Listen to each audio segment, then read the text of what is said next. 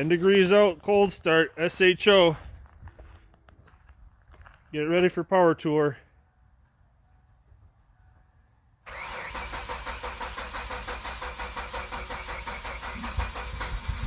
Come on, girl. Come on, girl.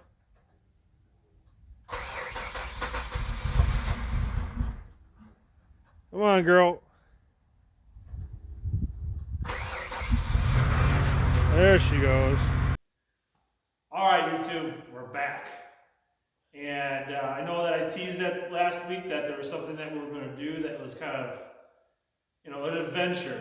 I haven't done an adventure like this in a long time, besides bringing this particular vehicle back from where it came from.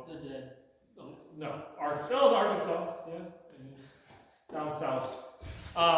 So what we're going to do is we're going to get this thing street ready, because it's been sitting for a while. My fault. I get it, Lewis. Stop. See your face right there.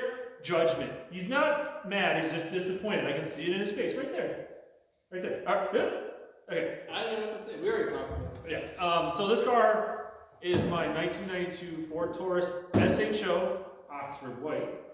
Black interior, stick shift. Yes, stick shift. This is a sports sedan. The SHO was like one of the first American sports sedans on the road, and they had them. Most of them were made in manual transmission until like '93, and then they pretty much went all automatic after that. I've had this car for 15 years. I think I got it in 2008. I think is when I got it. We got it from my brother in Arkansas. He bought it thinking he was gonna rebuild it and redo it, and then he figured out he didn't have any time. So I bought it. It has zero rust. There was only one time that I actually drove it for the winter time in Wisconsin. But other than that, it's been in a garage or in a trailer or something where it just sat and it didn't get messed up. So it really has zero rust. There's some little bubble rust over on the right-hand side just from the paint. And then on the deck lid of the trunk, there's a rust hole that looks like it's a common issue where one of the actual seams meet and the panels meet together. So, anyways, this car's got over 200,000 miles on the body itself.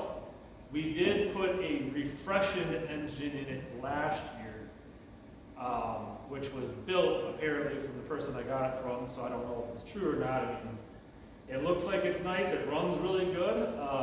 So it runs good, but there's a couple things that I got to take care of because we're going to be taking on the Hot Rod Power Tour. If you guys know anything about that, it's a 1,000-mile trip that starts in Atlanta this year, and then it goes to South Carolina, Rockingham, and then North Carolina it goes to. Anyways, there's 5 stops, 5,000 miles. Starts at Atlanta Motor Speedway, ends up at Bristol Motor Speedway. And this is in June. So we got plenty of time, so we say we do. But we have to, the adventure is going to be getting there for the most part, because from Green Bay or Wisconsin, where we're from, to Atlanta is 1,000 miles to get there. And then, or maybe more than that. Must be more than that. And then we're going to drive it down there, then drive it 1,000 miles through the hills and mountains and stuff like that, and then drive it home. So it's probably going to have close to 2,500 miles on it, maybe a little bit more, maybe close to 3 if we do some deviating off the path, because I was looking up a couple of tank museums and stuff like that today. A couple racetrack tours. I actually want the NASCAR Hall of Fame. I kind of want to go there, but I feel like on the route it's going to be probably packed because everybody's going to have their car, I think. So yeah, the major things on the car that we need to take care of before we get on the road trip, probably just inspect the brakes, look at them. The brakes that work well. Parking brake needs to be looked at because it does not work. I think the line is actually locked up in the rear or along the way it's got locked up. It has a transmission seal leak after we replaced the motor last year. We're going to do that tonight. It shouldn't take too long. I got the seal. And then we're probably going to look at the power. We might fire it up and look at the power steering pump to see where it's leaking from, because it was winding pretty bad. It needs tires. They're all weather checked to hell because it sits or has sat for a while. But once we take care of some of these things, especially the transmission being, as long as we can take care of the leak of the transmission, I probably could have drove it a lot more.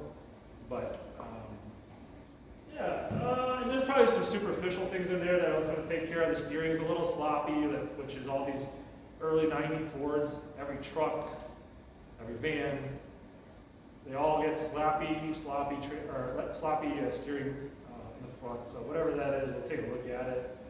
I don't want to dig like crazy into it, but if we have to do like a steering rack or something like that, we might do that. But most likely we will. But I think that's what we're gonna do. So we got junk in the garage tonight.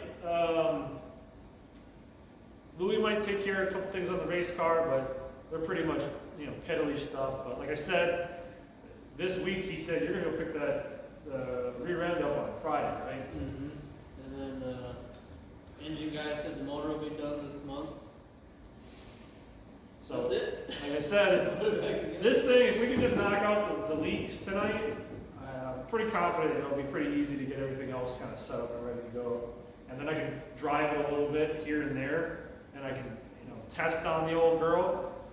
She is an old girl, but she just she runs good. It's comfortable to drive this car. I mean, I'll bring you around and kind of show you the car here, and you can have a little glimpse at it and see what it's all about, because it's all in one piece. That's the great thing about this car. No rust. All the interior parts are in it. I bought some new pieces here and there where they would break. Door panels are really crap, as you know, in the early 1990s Ford vehicles. They're all held in by plastic clips. Nothing's actually mounted to the steel door. So they just pull apart. So all of them are just kind of like, can't pull hard on that stuff. All the windows kind of go up and down real slow. Not really concerned about that. The wipers are slow. That might be something to... Yeah, the wipers are really slow, or I'll just do Rain-X, which is probably going to be a thing. I'll just do Rain-X. If it's raining that hard, nobody will be on the road. Just go faster, right, guys? So just, you know, downshift, punch it, rain just goes right off the top of it. When you put Rain-X on that, shout out Rain-X, not a sponsor, but if they want to be a sponsor, I'll wear Rain-X all over myself. I'll post it up everywhere. Wouldn't you? Yeah. Yeah. And I mean, pretty much every dad out there knows that if you know how to take care of a car, Rain-X, that's a thing. Yeah, and I've fixed the sunroof leak in this thing. I mean, I had it taped over for 2-3 years, 4 years or something like that when I had it. And then I finally fixed it. New headlights. New headlights. They put a fuel pump in a long time ago, didn't they? Yeah, fuel pump. Yeah, we've done fuel pump, brakes, Struts, shocks. struts, lowering springs in this thing. It's got collector plates on it, so it doesn't have to be registered. So that's the thing that it's hard to like, because my buddy that's going to be here tonight, he said that he was on Power Tour last year, and he said that there wasn't any SHOs on Power Tour, which doesn't really surprise me because it's not a very sought after car yet. I feel like they're probably going to like pick up steam, like, because it's such a rarity and oddity that nobody has these cars anymore. Because for one, to get engine parts and transmission parts for this thing are pretty limited. You can get them, it's just you're gonna pay a little bit more for them. Where'd you have to go to get this motor? I got this motor from Minnesota. I think it was like a 5-hour trip to Minnesota, which is just west of here. My wife and I, we went there and got, it was a Mercury. Oh yeah. Are those Mystiques? Sable. Mercury Sable, which a guy took an SHO engine, put it in the Mercury Sable, and made it a stick shift, and he actually did rallycross with it. So that was what he did, but he had everything ripped out of it. And surprisingly enough, he did not have a transmission, because the transmission, when you add power to these cars, the transmission fails. Second gear apparently is when you rip it into second gear, it snaps or something. So I won't be ripping on this thing on the way down there, because if it breaks, we will be stranded for a long time. Like it would be like a, buy another vehicle to tow it back kind of situation. You said you wanted a Ram truck. If I could find a Ram truck, put this on there, and Louis would be like, hey, I'll take that from you. Yeah, that'd be sweet. Badger that thing all up, put badgers all, or stickers all over the side of it. racetracker. We've got our new hats coming. Do a, like a throwback race. Bring the super late to the track on a rollback. Mm-hmm. That's good. Yep. So the transmission in these things is just the weakest link, and it would be a good project to put a different power plant in it. I don't really want to do that. Wouldn't be my favorite idea, but it's been done. Somebody has put a 5-liter Coyote motor in these things before and made them rear-wheel drive, which is a fun idea, but I see why people do it just because you can't. These parts are limited, and the gaskets and seals in these things go out too. We've dealt with those before too with these things. So, well, that's what we got for right now. I'll take you around just kind of and show you off some of the little tidbits of it. But show them the big weight up there. Oh yeah, I got extra bumpers and stuff, so if I'm rubbing racing and stuff like that. So, but I'll get you in here. We'll take a look at it a little closer, and we'll get you in there. All right, Louis. So this video didn't go as planned. We really didn't record anything. So what happened? We didn't finish the car. As normal. You know how junk is, right? Well, so yeah, we got that seal out right there. See that seal? There's supposed to be a seal in there, and that's been leaking for a while. We've been tackling with it. We got the old one out. It looked like it might be leaking, and I got the right one, got the half shaft out and everything. So I got that out. We were waiting for all the fluid to kind of drain out. Louis decided that he was going to use his seal punch kit. Louis, you want to show him how that works and how? I don't know how it works. Take that end and shove it up your ass. So you put that ramrod on the end of that, and you got the shaft, smooth shaft with these knurls on here for pleasure surfaces. So you take this and you take the seal, and what you're supposed to do is you're supposed to line it up. Yeah, come on, help a guy out. Not this way. Okay, so like this. So you're supposed to push it in, and it's supposed to seat itself in that hole that I showed you underneath the SHO. Louis decided to use the nut to drive it home. He really wanted to make sure so he did a number like that, and he hit it with the sledgehammer twice and 3 times or whatever and destroyed it. So we're pretty much sat around and just bullshit at the time, so it probably would have bored you guys, but I'll give you a once over of the car. Just gotta show it off to you guys that it's a very nice car. No rust on it. Got my Cutter white wheels on it. So, like I said, it's a 5-speed manual. It's got Airmatic Boaster seats in it, lumbar, and it's got shift and airbag and sunroof. It's a very nice vehicle. So we're gonna maybe we'll try to take 2 on this. I got another seal on order, and I don't know, Louis, what do you owe me? I gotta put it back in there. Yeah, that's the bill. So, anyways, if you guys don't know about these motors, these are actually Yamaha designed engines. And we were discussing with our other friend Steve about how hard it is parts for these engines. Getting transmissions and things are a little bit more difficult. They really don't have anybody that's out there rebuilding these things consistently.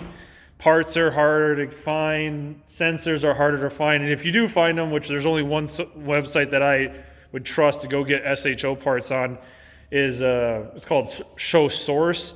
The guy's very helpful on there. He knows all of his stuff, but it comes at a premium because you can't just buy those at O'Reilly for different parts. So, yep.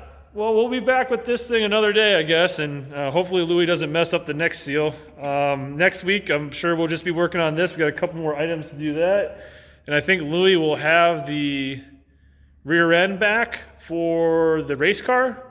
So then we'll get working on that unit again, and like I said, it's going to be a rush to get both of these things done, even though the Hot Rod Drag Week is in Power Tour, Hot Rod Power Tour. I can't drag race this thing. I was like, why is it? It will break. But the Power Tour is in June, And it's going to be here before we know it, especially if I don't get anything done on this car. So, Gotta get going. You're gonna lose the shop. yeah, I'm going to lose the shop. Tony Angelo says he'll lose the shop. So, any parting words, Louis? No. Catch you next week. Yep. Make sure you like, subscribe, and share this video to anybody you know and just wants to see us mess up some more parts on some junk cars. So we'll see you next week, and hopefully we actually got some better content.